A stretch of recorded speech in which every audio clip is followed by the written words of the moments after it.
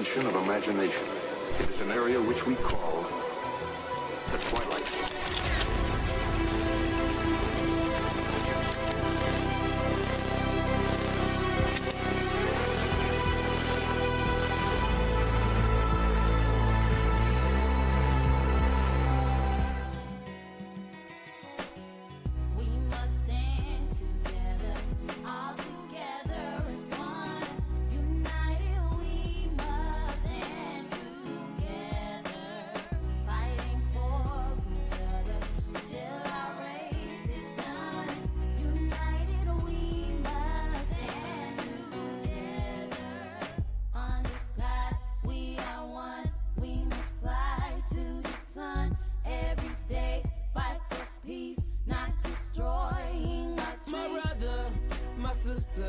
I got love for you, no lie. I give my best, I try. Someday to touch the sky. You're an angel, little baby.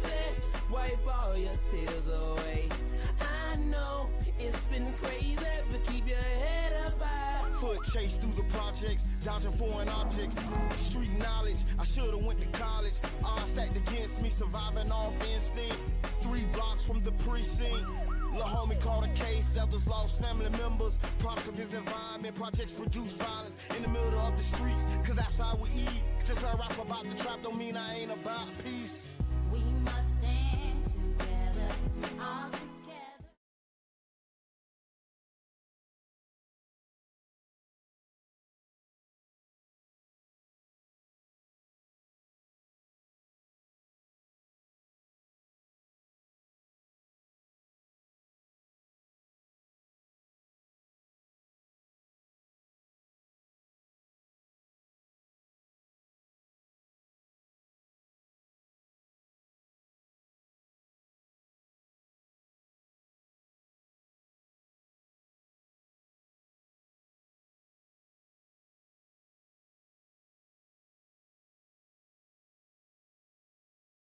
It's one of those days. I want to go baggy on. Just one of those days. Okay. Oh, so you can sing for real. You can do that for real. It's still counting us down on Facebook. But we're going to go ahead and welcome the people to the Tampa Bay Breakfast Club. I'm your brother John. This is Kiana. And this program is being brought to you as part of the New Image Project at the Community Development and Training Center, a.k.a. See That. See that. Switch button. Ain't nobody here. And we'd like to thank y'all for tuning in, helping us. Like, I'm all set up and cool. Tuning in, helping us to redefine what's cool, because smart is The new gangsta. baby. Yeah, use that mic. All right, I'll use this one. Yeah. Yeah, thank you. What's good, Q? It's Wednesday. What's on your mind? What's on your mind is I got up. Okay. Yeah, my baby going to California to do Coachella. She going out to Cali. Going out to Cali. I don't think so. You think so? No, you Yeah, think she so? going. It's real. She on that flight. So she's going for like the next 14 days. I'm a little bitter. Next 2 weeks. Yeah. Why you bitter? Because I want to go. Who don't want to go to Coachella? Like, I'm trying to figure out how to get out there. You missed your ride. Look like your ride going already. Yeah, my ride kind of packed up and left. Yeah. No, she's actually performing on the 13th and the 20th. Okay. So she'll be out there. I mean, y'all, hey, if I can figure it out. Figure out how to get to Cali. I know. So, yeah. It's Do you really think not, so? it's not really getting to Cali. It's getting in. So here, okay. Getting into Coachella. So here we go. Okay. Like, I'm her manager for her personal career. But when it comes to the group, I'm not. Okay. So, like, I have perks, but I don't have all the perks. You got some perks. Yeah. Yeah, you got limited perks. Yeah. You got the limited edition perks. Oh, you got, oh, Lord. You put me on my afro Okay. not together, but it's Okay, okay. The people okay. still love me. They do. We really do. Man, what's wrong with your afro? Ain't nothing wrong with that afro to me. I mean, But you know better than you would know better than I would. So. but somebody told me, like, don't tell me. What? Long time ago. Because Don't I'm tell like, you- like, don't tell me what looks beautiful. To what you mean? Because you know how, like, I be like, oh, no. Okay. And they was like, oh, you look so cute. And I And was then like, they was no, like, I "Don't look tell a me." mess. And they was like, don't tell me Okay. Don't correct me if I say you look good. Yeah. All right, so I'll shut up. Okay. Accept the compliment, Q. Accepting compliments. That's what we So do. so what's up with you? Woo, you really want to know, man? Yeah. It's a whole lot going on with me. So where do I start? I'm trying to see where to begin because so Child's Park. I'll start with Child's Park. So Okay. last month I was reelected to be president of the Child's Park Neighborhood Association. Yes. And so pretty big deal. Reelected with the understanding that I'm not signing up for another 10-year run as president because I didn't sign up to do 10 years the last time. I was gonna say, did you sign up the last time to do 10 I didn't know years? what I was signing up for last time. So now that I'm clear on what it is that I'm signed up for, Just know that I'm excited. Yeah. Yeah, but you know, it may happen.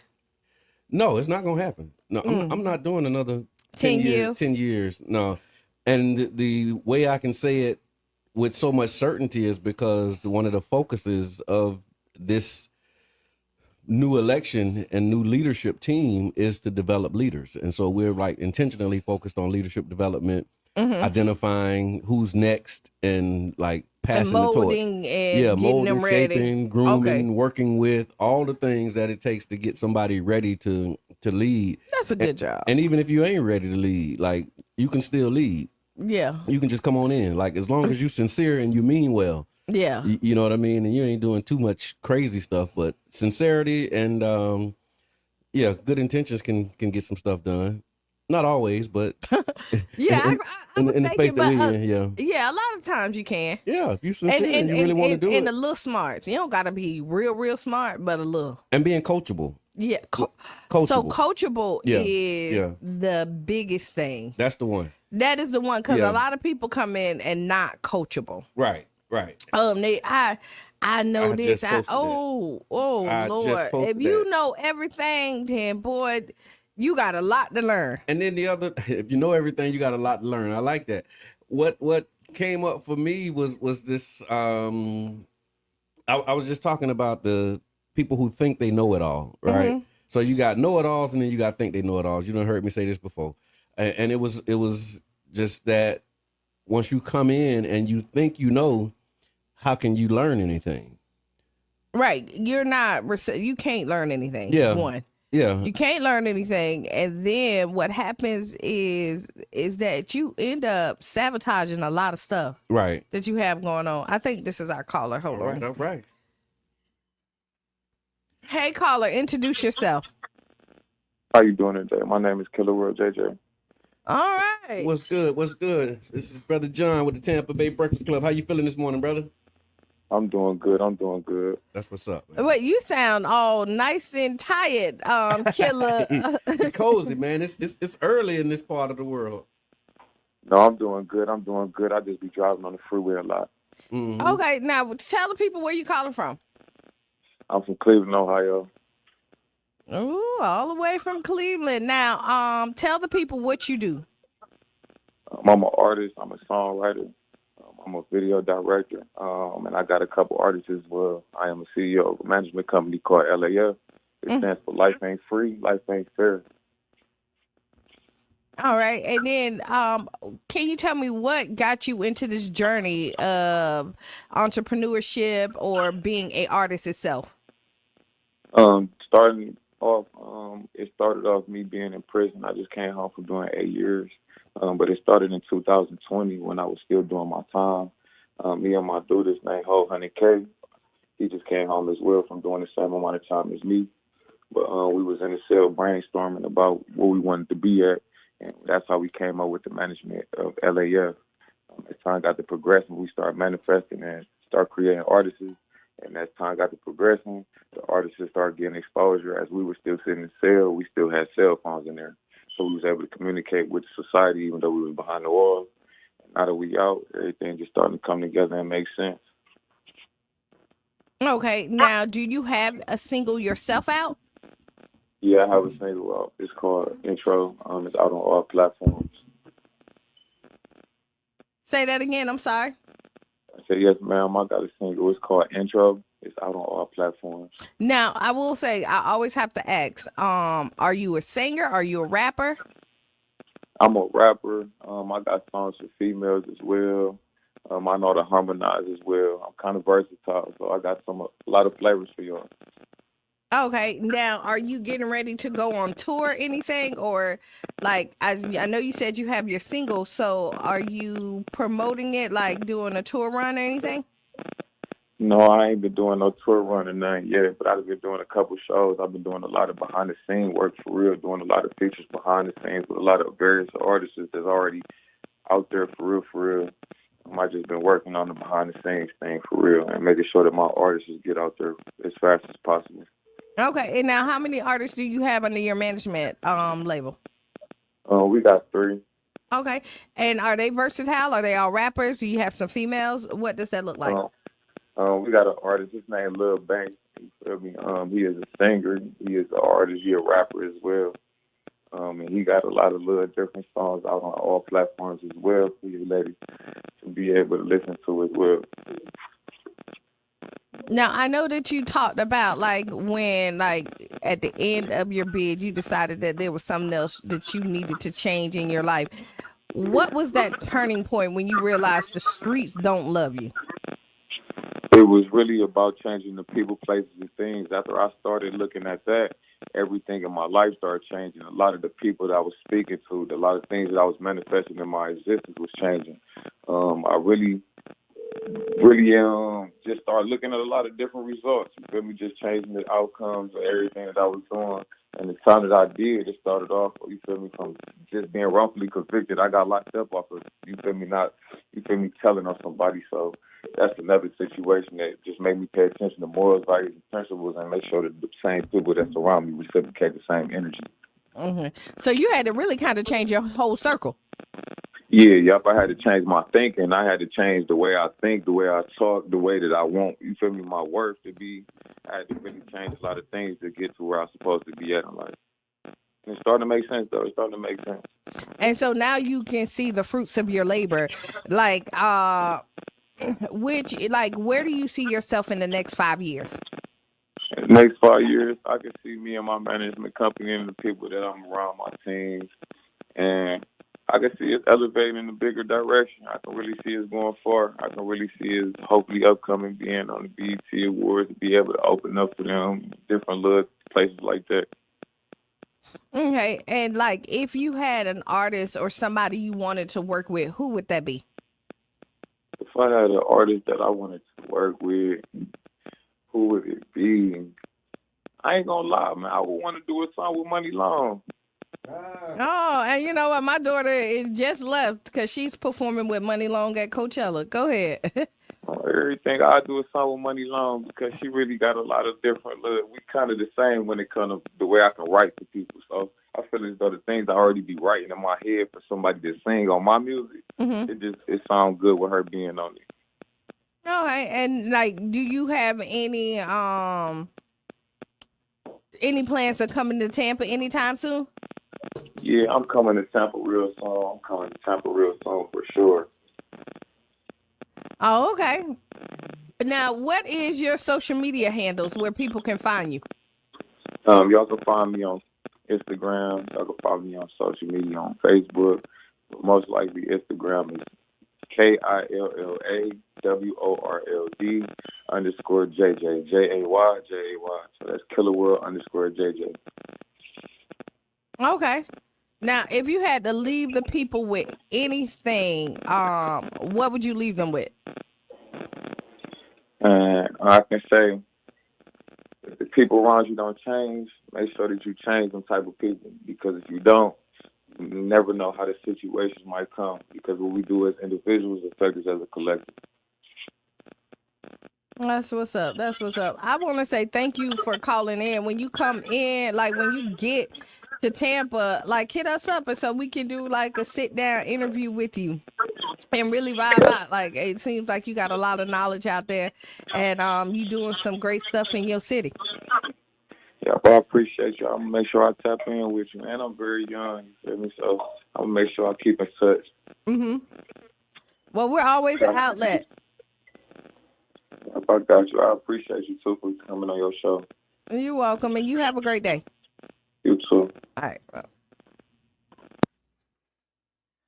All right now. Was that Killer Joe? Killer Joe? Yes. Your mic not hooked up. I don't think so. All right, let's try this now. I think we got a guest that went to the wrong location, so I'm trying to get her the right information so that we can get her in the building so that we can continue to rock out, y'all. But yeah, you listen to the Tampa Bay Breakfast Club. 10 years of broadcasting right here on 99 Jams. The Bird. Oh yeah. Tell me about the 10-year celebration. We did. You was here. Tell the people about the. Tell the 10 people. Actually, we tell had an open house here. It was actually really good. All the radio hosts was here. Everybody spoke. We were live the whole day. We were it was from 12 to it was from 1 to 6 or something like that, I believe. It feels like it. Like it. Yeah.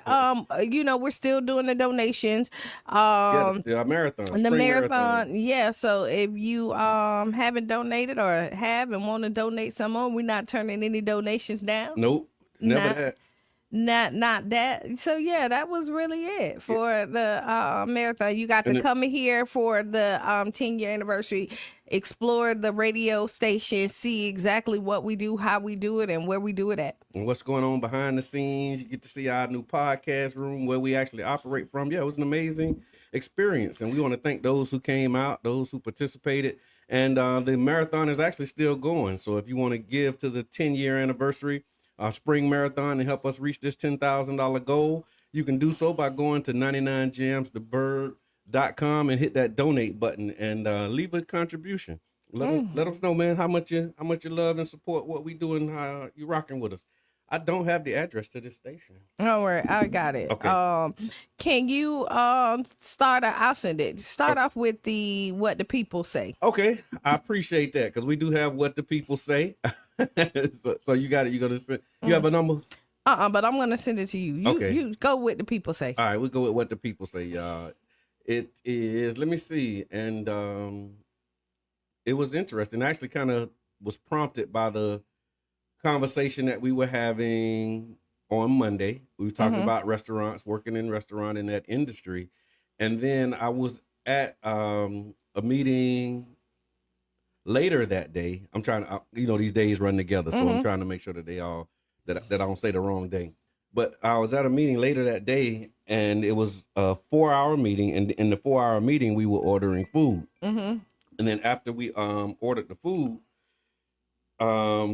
it was like, okay, well, do you want to give a tip? And the person ordering was like, I don't give tips, especially when I order food. And I was like, you don't give tips at all? And she was like, let me see. She was like, she said she just found a new one. Okay, so she'll be coming in. So they were talking about, when she does the order, she said she don't really understand this concept of tipping and how we got to this place where, you have to give 10% of the total, right? Or not even 10% now. We're going to talk about that in a minute. But how did it become a percentage of the total amount? Because a percentage of the total amount is not necessarily the most equitable way to do it. And the example that was given was like, if I got a $200 steak and somebody else got a $50 whatever, then why am I paying 4 times more for my tip when, it's the same amount of work to bring out these 2 plates? Because you pay 4 times more. But that's the thing, like, is a percentage of the bill the most equitable way to do it? And so we was asking the Facebook friends and family, how do you tip, right? And so that actually led me down this rabbit hole that it shows that it says that America's tipping culture is actually deeply rooted in racism. After the abolition of slavery, many black workers, especially porters, barbers, and restaurant servers, were hired under the condition that they would not be paid wages. Instead, they were expected to Instead, tips were expected to be their only compensation. This practice, imported from European aristocracy, was amplified in the U.S., and it was used to justify paying formerly enslaved people nothing, reinforcing a two-tier labor system that still exists to this day. So again, to this day, tip workers, predominantly women and people of color, are paid as little as like pennies per hour almost federally, and they rely on the generosity of strangers to survive. And so the roots of tipping is racist, and it was like used as a way to justify not paying formerly enslaved people. So that's the origin. From a former server. Oh yeah, I knew this was going to be something that you wanted to talk about. So I remember when I started serving, like I think the minimum wage was like $2.14. Yeah. An hour as a server. Yeah. Right. And then you did rely on your tips. Now I will tell you, I made really good tips. Yeah. Like there's people who you think that like servers don't make good money. They making $70,000-$80,000 a year off of tips. And honestly, how I tip is like I typically always give a tip. You have to be really bad, like really bad for me not to, because I understand like you out there serving people. Right. And then the thing, if you get my order right and I don't have to send it back, and some stuff is not under, like, you can't control it, like if the state come out wrong or something like that. But stuff if you not on the server. But if you come on and you on point, and even if something mess up, you right on it. Oh, you good. Yeah. I mean, we go. So I ain't even gonna tell my brother business, but we go out to eat every Sunday. Okay. We get the same server. Okay. Every Sunday. She knows like our order. Like she know that I switch up a little bit. He's consistent. Okay. And she put his order in. She say, "What you drinking? You drinking water today? You gonna do a root beer?" Okay. She know if it's not water, it's root beer. Right. Yeah. And it might be a Sprite every night. I used to do sweet tea, but it ain't good sweet tea, so I don't do it no more. Right. Okay. If I do it, it throw it off for a second. I'm like, hey. But she knows our order, and I can guarantee you, at the end, my brother tips her extremely well. Okay. Like over, like she probably that it sounds like y'all got a relationship at this point. Though. We do, cause she like we go in there, we sit there. She already know our food is out. She know if I don't order apple pie, we gonna fight over the one apple pie that's right there. Like Yep. But she's on point with it, and because of this, she is rewarded. But I believe that it's worth it. Yeah. And so let's see what the people said. And it was kind of hot and heavy, and you can clearly see those who are in the industry and those who are not, because those who are in the industry have, or formerly in the industry, they had a different appreciation for this concept of tipping. And so many commenters believe that 20% is the new minimum, and it's not a bonus. So 20%, is that the thing? Because I grew up on 10. And so 10 to 15. Yeah, that used to be what it is. But if you look on your checks, they don't even go at 50. They started like 18, 20, and then they do suggestions. Now, what I don't like, to be honest, I don't like when they force you, like when they already the gratuity is included. I don't like that. That ain't gratuity. That's a service charge. I don't like that. Yeah, right. Yeah. But I'll rock with it. And usually what happened is, if you're with me, you're getting less than what you probably would have gotten. Okay. If it wasn't included in. Oh, with the gratuity included. Yeah.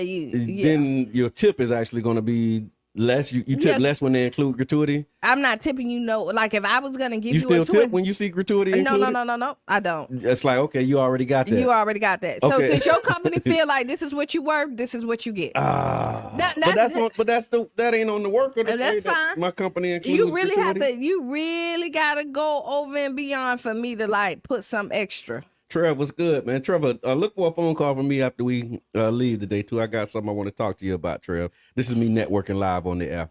Horrible. Now, I just seen Trevor tapped into the Tampa Bay Breakfast Club, and we talking about tipping. What's your take on tipping for service? when do you tip, and when you do, how do you determine the amount that you're going to tip? How do you determine how much you're going to actually The service based on the service? Yeah, the service. Do you use the standard 20%? Like do you start at a certain amount and then? I do. So I look at it, right, and Okay. I don't usually go under what they say. Okay. Because it seems like all of them making suggestions. Yeah, now. they make suggestions. I Yeah. do look at the suggestions. Okay. If you good, you're always gonna get somewhere around the suggestion with me. Okay. I hear that. And What so, about you? Yeah, I do suggestions. I was doing 10 to 15, but then I realized, I was doing 10 to 15 like when there's no suggestions, Mm-hmm. right?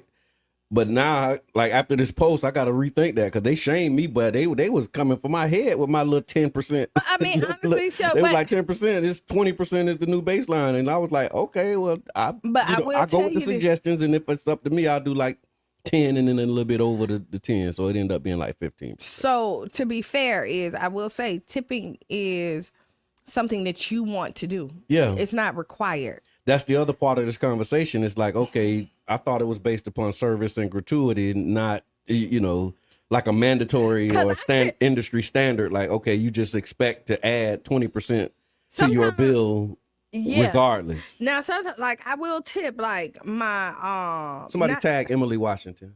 even when like if I go to like Good morning, Strong. a stylist Yeah. or get my lashes Okay. done or something like that, my nails, Yep. I do tip. Now, and the only reason why I tip is I almost feel obligated, right? Which is crazy. So I know where you're going, but Right. because that idea that black folks don't tip. But honestly, in my heart of heart, and y'all, but I still tip. But in my heart of heart, you already set your prices. Like What you for mean? like for your businesses, like if this is your Okay, company, okay. you know what you want to make. So you're saying like not necessarily food, but like the service Just industry. services, like Okay, gotcha. I tip. I still tip. Okay. But in my heart of heart, I'd be like, I really don't have to. Like you already know what you want to make Yeah. off this service. Like I tip my barber. I know, but Yeah. see, but your barber set their prices. Yeah. They know exactly what they want to make and what like So they're not expecting a tip. they are. But Barbers expect tips. yeah, I didn't know that they everybody expect tips, but they won't say nothing. When you get in my car and Uber, I expect expect a tip? Yes, but I don't say nothing. Ah, Wow. wow. If they come up, yes, I would love tips. Yeah, But if you're but that's the polite, thing, like the expectation to get a tip, like you got to go over and beyond and get it. So I expect a tip, but I Okay. don't say nothing. But if you get in my car, I have waters in there. okay, so you doing things You to know earn what I tip. mean? Yeah, I ask you what type of music you want to listen to. Okay, yeah, when you get yeah, in, so yeah. the vibe is right. Yeah. How would you like your temperature in the car? Like I give you So the you little so extra- you providing service. It's Right. more than just a ride. It's like right. yeah. I give you counseling sometimes because I talk to you. Okay, I done okay. And you can't put a price on that. and you know, the Right. highest tip I've ever gotten on Uber was $150. Wow. And I took them literally like 10 minutes away. They were on St. Pete Beach. And Okay. I went and we was just like talking. And they was like, your spirit is so good. And the husband and wife got in and the wife like nudged him. And she's like, I got it. And then he went and gave me, he said, take the rest of the night off. Oh, and, wow. And gave me $150. No, I didn't take I the was rest gonna say, of the did night. you take the rest of the night off? It's like, no. But- I'm taking this blessing and whatever else come Yes. with it. Yeah. But yeah, so you have to be made for the industry. Now, I hear that, and that was again some of the comments, and so some of the commenters again they said 20% is the new minimum. Tipping is not a bonus, is what they were saying. And then from the servers and hospitality professionals that chimed in, they were defending tip as a crucial income source. Emily, that's why I wanted them to tag her. She said, "I raise my children off tips. I start," and this is how she does it. She said, "I start at 25% and deduct based upon the hospitality. Most times my tip is more than the actual meal." And she said, "I waited tables from cheap diners to upscale restaurant. Trust me, it's not the same. Cutting fish at the table, wine service, 8 top orders without writing them down. That 20% was earned." And you do, Yeah, because yeah. and that was my niche. Like when I served, it don't matter if I had 2 people or 50 people. I never wrote anything down. Okay. And so that was my like. So I would repeat. Gary, what's good? Once you gave me your order, I would repeat it going back in and everybody will be like, and then I'll go put it in, Yeah. and then it'll all come out exactly how they ordered it. Come So on in, come on once you find like what works for you, in. Yep. you know, yeah. Good Come on in. morning. Good morning. Been around the world and yeah. Now you're back. I Look. can't find this station. Listen, y'all have me on a wild goose chase this Oh, morning. man. Find the goose though. Did you catch it? Did you catch Pull it? in so they can catch you on the camera, because you ain't in camera. Go into the Maybe come around this way. Let's see if I can get you on this one. Yeah, just come on around.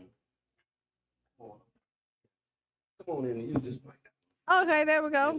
It's the better one. There we go. Good morning, Good Tim. morning. How are you? I am The great. hard part is over. Yeah, now you walked in on us talking about tipping. Do you believe in tipping? I do. Yeah. I do. Okay. How do you determine the amount that you give? My bank account. Okay. So if I got it, Yes, especially if I'm blessed, I'm gonna make sure that I'm blessing someone else. Okay. That's just how I feel. They give a service. I'm in the service industry, Yep. so Most I people in the understand. service industry Understand. have an Yes. appreciation. Yeah. Yes, absolutely. Yeah. But I will tell you, don't. Now this is just a Kiana thing. Okay. Don't go to like a restaurant that you got to spend $500 for a steak and then you can't leave them a tip. Okay. That is just rude. Okay. And that is like Yeah. that means Look, that was all in the comments too, because Ah. what the people said, and what the people said is like, if you can't afford the tip, stay home. That was some of it, and then there was mixed feelings because the idea was like, how do you justify someone serving a $200 steak getting 4 times the amount of the tip than somebody having a $50 meal? Like, how do you? Like, it's the same amount of work, same amount of effort. it really Why not, give them but you more think it tip? is. Okay. You think, because a lot of times like you think that like you go to Denny's and then you go to Ruth Chris. Okay. The experience kind of is a little bit different. Like they come out, they bring you bread in the beginning. You have water already kind of sitting. Ideally, when you're Yeah. going to fine dining, you have water already sitting up there ready for you. You got bread that's coming. Okay. It's a little extra. They're making the Initiatives in it. Yeah. yeah, and then you look at it, the atmosphere is different. Like so that's just like you go in the house and sleep in a bed, right? Mm-hmm. But a smaller house and the bigger house sleep the same, but you pay different. Like, I mean, you do. No. So you keep on trying to say like a $50 steak. You're gonna eat. You're gonna get full regardless. And But think about the location. I'm like, if we're in the same place, it's 3 of us here. You order the $200 steak. I get the $50 grilled cheese.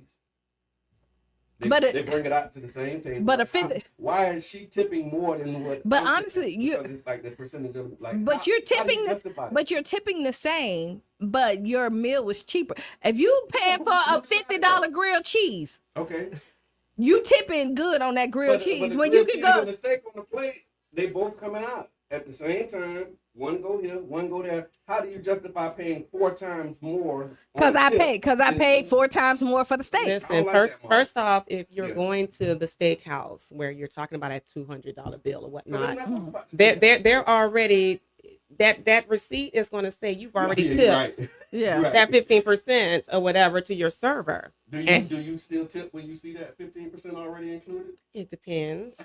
That was It depends. It If depends. gratuity's already included. If it's already included, and the thing is, now if they've gone above and beyond Mhm. in that service to that table, then yes, I do feel a sense of. Sure. I don't want to use the word obligation. You know what I'm Don't you feel saying? like it's an obligation? It is. Like, And that's just really the U.S., right? Because you go outside, we don't do they that. don't even believe in that with the tipping. But Mhm. here, you can go somewhere, something simple, and they turn it around, and it's like, okay, I just went and serviced myself. Yeah, I went and got this item. I came up here to pay for it, and now you're asking for a tip. yeah. So now when it's I like skip that, them, I skipped those. That's why buttermilk came. Buttermilk, the little. When the robots bring you Yeah, food? no. That's don't- you the don't yeah. I gave her the bare minimum because she did the bare minimum. Right. You know what I And- mean? But she wanted her tip. Then get rid of the robot. Right. All right, let's take some of these comments and then we're going to talk with Oh, I Mrs. forgot. Garland. So service workers who rely on tips are paid less than minimum wage Mm-hmm. than other workers. So they need tips just to try and get the minimum wage. True. To me, that's a systemic issue, not Mhm.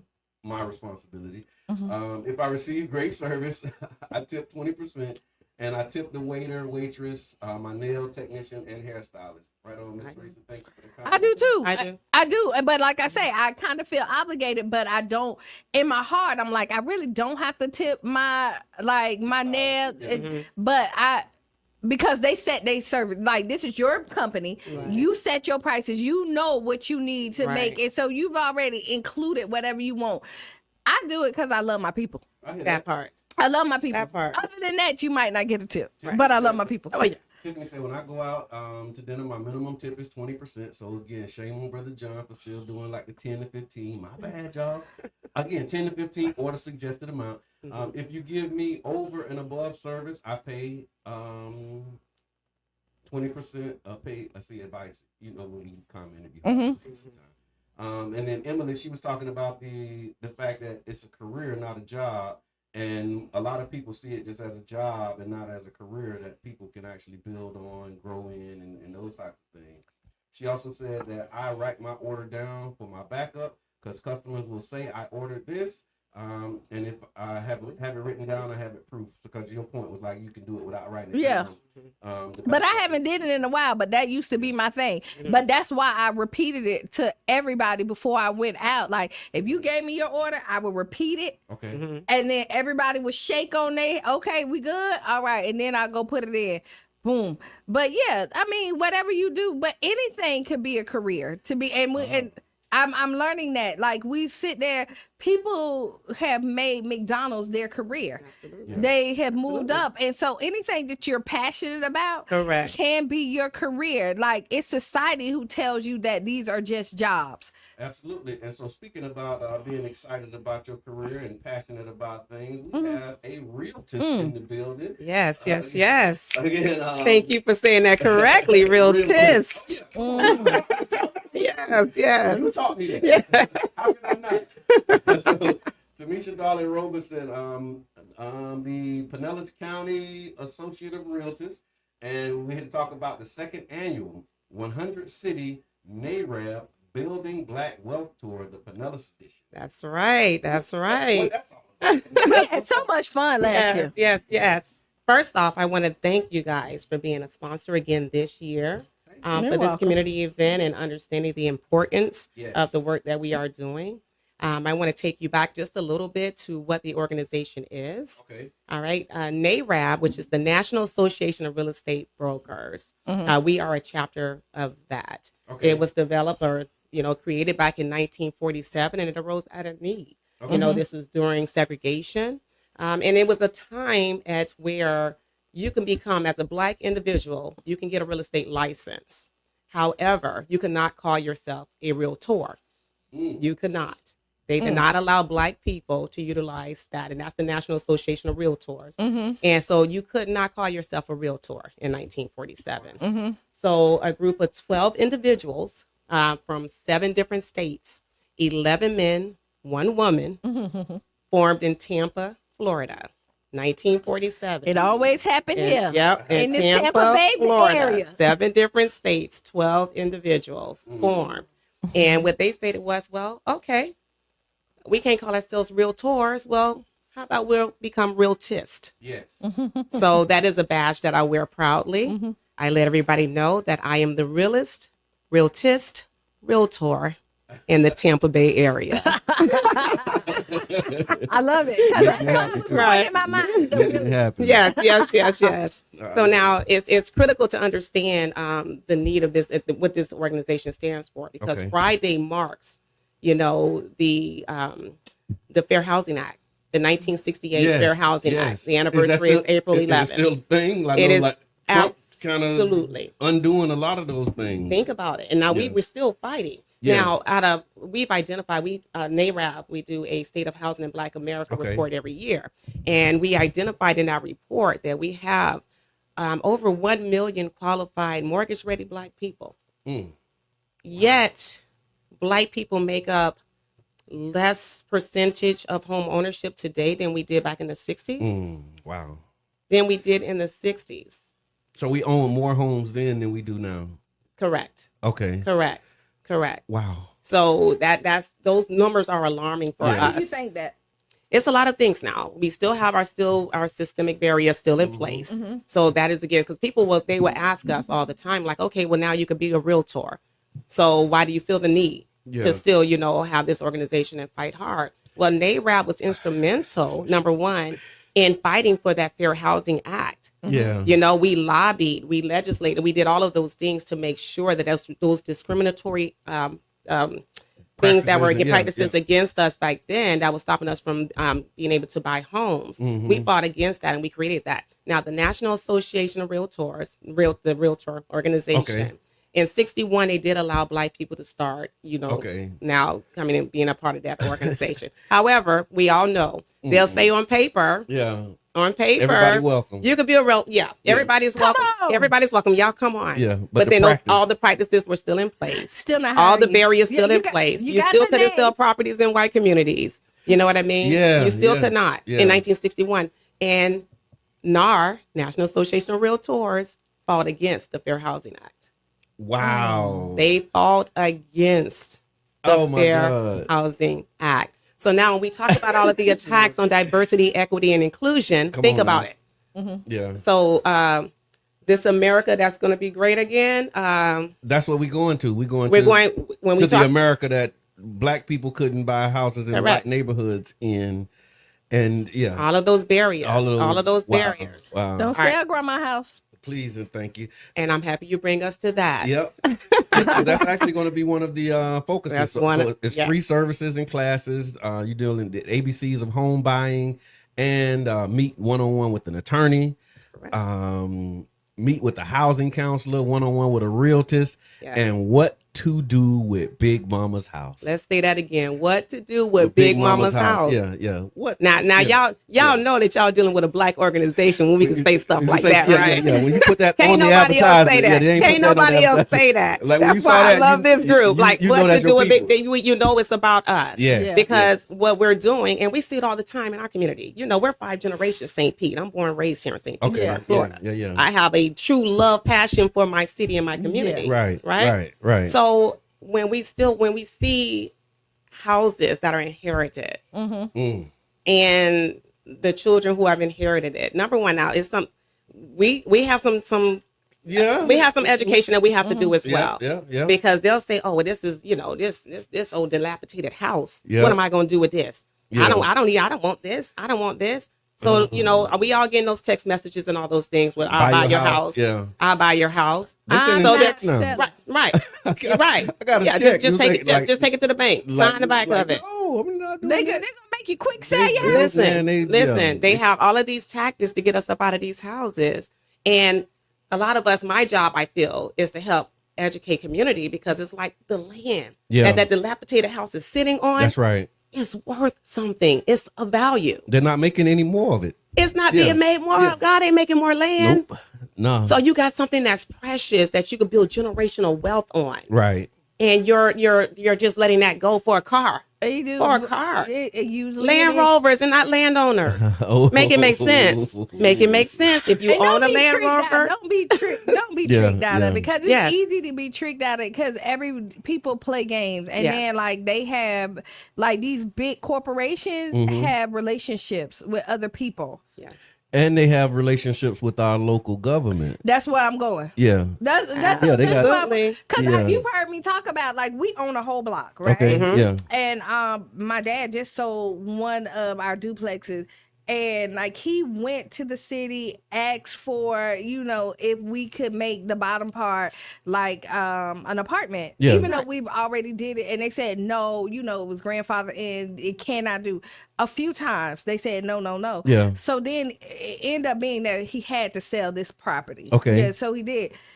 Now watch this. yep. Watch Here this. it comes. Here it comes. Here it comes. Here it comes. Why they got the permit to make it? Absolutely. Like, The new immediately. owner. Yeah, Absolutely. yeah. The Absolutely. thing that And you mind wanted to you, do. Yeah. we've yeah. had this property like since I was in middle school. Wow. And y'all know my daughter 28. So Wow. y'all Yeah, imagine yeah, how Right, long. right. So Yeah. before like it was really cool. Like before like my dad was buying That's like right. he was Yeah. in here buying. That's Like right. you know, See? like Shout out we to had, Pops. we Yeah, had shout out. properties Yeah. all everywhere.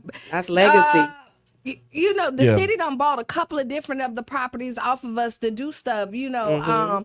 But yeah, it was really heartbreaking to see that happen because honestly, I wanted to tear it down. Yeah. And we had 2 duplexes next to each other. But not sell the land. No, I wanted to tear it down and make it a build. small apartment Okay. building Right. right Okay, there because got it's you. enough land And there. get some more Right. doors. Right, Yeah. and Right, do it. right. That was always my vision, but Yeah. they beat me You to got it. you got outvoted and they sold it, and then And then what And we then- wanted to correct. do with it, they allow somebody else to do with it. And mind you, like I said, we've had that since I was in middle school. So this 20 years plus. Right. Yeah. And this was so easy for them to give this permit to somebody who don't even live in the city, who have not poured in and loved the city. For my dad to have Absolutely. been here and my mom Yes. and us to been here all our lives, Yes. and we can't get the permit. Like, oh Right. no, you can't do this. But then somebody else who don't even give 2 cents about him, Right. you give it to him. It's kind of messed up. Now it's no longer grandfather because now it's changed hands. Yeah, It's like, right. and how does that make sense? I want to ask you about this too. This was something Trevor Mallory was really big on, was the appraisals and the way that they do the values. Are you seeing that just as a professional in this industry? Are you seeing comparable properties in certain neighborhoods being offered at lower values than in other areas? Is that still happening? I know it was happening at one point. Let me just say this. 1% of appraisers are Black. Okay. One Next topic. Percent. Wow. So people are still feeling the need to whitewash their properties to sell. Yeah. Meaning you got to take all your pictures down, anything that shows, Yeah. that you are Afrocentric at all. Yeah. You Yeah. have to remove in order to even try to get it Like to appraised. get a fair Correct. appraisal. Right. Correct. Right. And people have definitely lost deals because they had a buyer that was ready to buy, Okay. a seller that was ready to sell, Yeah. and the appraiser came in. And I give you an example. I had Okay. a property was listed at 400,000, got a buyer willing to pay 400,000. Okay. The appraiser came in and said it was worth 250,000. Wow. 250,000. Wow. And what they did was they literally Wow. used in their mapping system. Now in real estate, we go out for the most part 1 mile Okay. for your comps, for Yeah, your comparable, yeah. properties. We go out 1 mile. He went out about 2.5 from this property, and then he went to a whole different community that has some Okay. lower values. Yeah. Just leave that there. Y'all can get that on the way home. Yeah. Yeah. That's right. Right? Mhm. At that time. Now, mind you, that was at this time. Yeah. Now, because right now, people keep talking about, and can I be real on this Yeah. show? Please and thank Can you. I be honest and real? Yes. This is the Tampa We Bay still, Breakfast Club. we still around here talking about the hood. Ain't Yeah. no hood no more. We around here still talking about the hood. I don't nobody want to live in the hood. Where the you ain't hood been, at? you ain't been to the hood. 'Cause Where- the hood don't where's exist. the hood? There's at least $1 million house in every hood you know. Right. And So what if hood you- we That's a good talking point. about? That's a good And but point. still, when I'm trying to be out here in the community, Yeah. I'm hearing that I I don't heard want to you live gonna in say the it in these It's like streets. the You can hood say- in these streets. Yeah. In the hood. Like, what are you talking about? anything- Yeah. Most houses right now are easily $300,000 to $400,000 here in Correct. St. Pete. Yeah. A 1-bedroom with Yeah. we know it's going at close to 3, if not higher, right? Right. Again, you can go around your neighborhood and find at least one house that's $1 million Absolutely. in every place in St. Pete now. Absolutely. So there's no such thing as a hood. If you're Correct. paying $1 million to stay anywhere, Yes. ain't nothing hood about Other it. people willing to Like you run. put- Other people willing to come in and pay those numbers. So we have to change the mindset. That's right. The mindset has to change in community for us to understand. And that was the thing too. Like just thinking about this. This is a question I ask people: if the hood is so bad, it's like, well, why are they buying all of the property in the Hello? hood if the hood is so bad? Like you Hello? don't put money into an area that's bad, and you see who owns the property. You see who's Yes. living in these neighborhoods. It's like Child's Park, what they say? They're trying to trick you off the street. Get the lakefront. Oh yeah, by Child's Park Lake. Yeah. Get a lake view. Yeah, you got a lakefront view over there off 11th Avenue South. And then this is how they pay Yes. and people buy it. Yes, You know they what I mean? do. And they'll buy sight unseen. You got people from our north that would definitely come in and pay those larger numbers. And then that's the problem though, Yes. because then when they get here and they start experiencing the culture, Yes. then they have problems with the Yes. culture. That's the part. Like we don't have problems with new neighbors coming in and different Right. like that whole thing.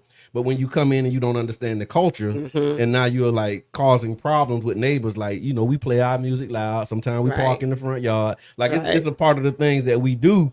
That's like, you just understand that's what we do. And if you don't understand, you're not from here, and you start making these issues when they haven't been issues for years. That's the type of gentrification that we talking about. But then you know what they do? Okay, they don't like our culture, right? But then they try to force their culture on us, right? Like you come in, like you see, I seen chickens running around. Oh my goodness. And all this other stuff. Wait, which you know, my grandmama would have loved that child. She'd be right there, she'd get that chicken. That's dinner right there. Leesburg and Cherry Lake. Okay. Do you think some chickens ain't coming out? Around here. So it's the second annual 100 city tour. So, Yes, so this is Pinellas. So you're doing This 100 is the cities. Yes, nationally. Because again, like I said, the NARAB is a national organization. Sure. So we are in 100 cities, same day, same time. Because that's, again, we're trying to reach communities. Yes. We're trying to reach communities. So it's the same day. So this is like same day, same time. I love that. So 100 different locations. Yes. Same day, same time. And what can it, because we got like and the 4 Pinellas, minutes I want to left. give the address. The Pinellas edition is going to be at McCabe United Methodist Church. That's this Saturday from 10 a.m. to 3 p.m. And it's 2800 26th Avenue South, McCabe United Methodist Church.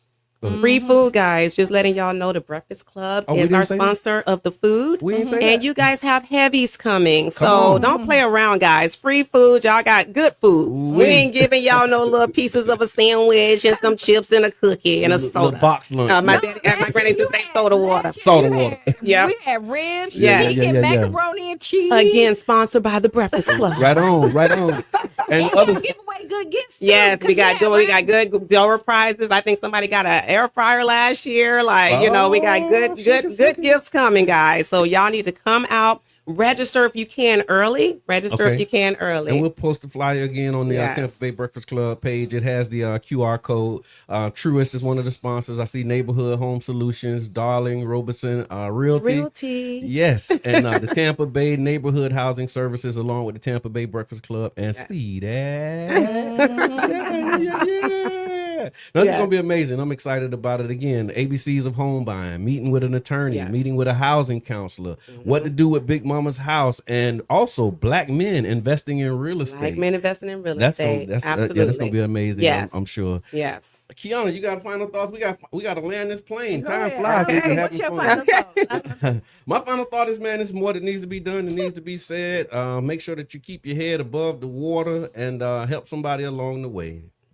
Thank you guys for having me here. That's my final say. Come out on Saturday, again, 10 a.m. to 3 p.m. The Cape United Methodist Church. We'd love to see everybody there. Right on. All right, stay tuned for Sister Hughes. Make you lose your shoes and shout all around the house. This has been the Tampa Bay Breakfast Club. I'm your brother John. This is Kiana. And we out. Make it a great